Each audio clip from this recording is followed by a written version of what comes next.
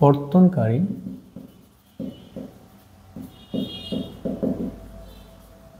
সরলরেখার সমীকরণ।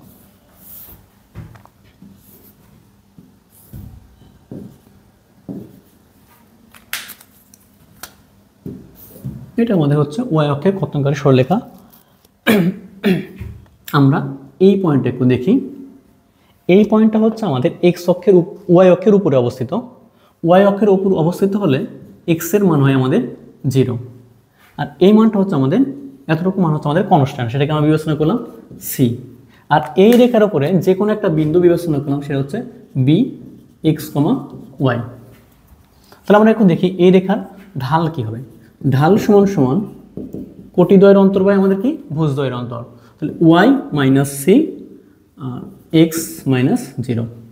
তো আমরা হচ্ছে ঢালটাকে এম বিবেচনা করি। উপরে লিখব কি ওয়াই মাইনাস সি, নিচে হচ্ছে আমাদের এক্স সমান সমান লেখা যাবে এম।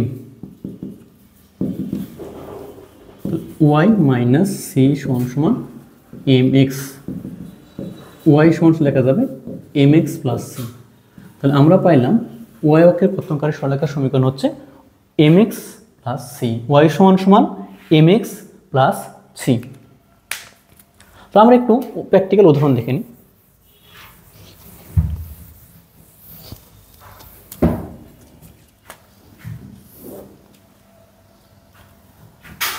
গতির প্রথম সমীকরণ ছিল আমাদের কি ভি সমান সমান ইউ প্লাস এটি। একটু আমরা একটু সাজিয়ে লিখি ভি সমান সমান এটি প্লাস ইউ।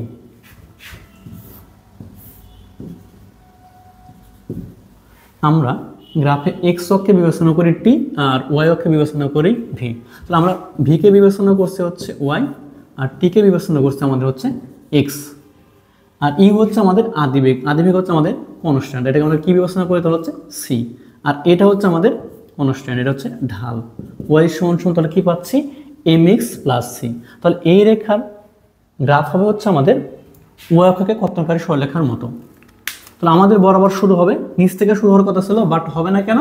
কারণ হচ্ছে আমি যদি এই বাম পাশ থেকে শুরু করি তাহলে টি এর মান নেগেটিভ হবে। তো টি এর মান কখনো আমাদের কি হয় না, ঋণাত্মক হয় না। তো গ্রাফটা হবে আমাদের উপরের দিকে, গ্রাফটা হবে আমাদের উপরের দিকে। এটা হচ্ছে আমাদের সমতরণের গ্রাফ, এটা আমাদের কি সমতরণের গ্রাফ।